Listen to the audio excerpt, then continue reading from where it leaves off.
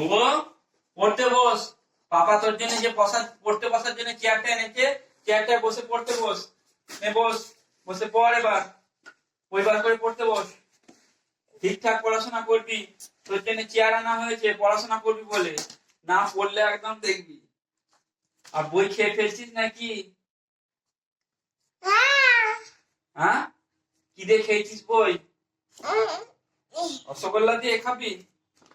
একটু পড় দেখি, একটু পড়াশোনা করো। না তাহলে একটু নাচ দেখাবে? সে অজগর সাপটা নাচটা হোক, নাও দেখি। ওই অজগর আসছে তেরে নাচটা হোক।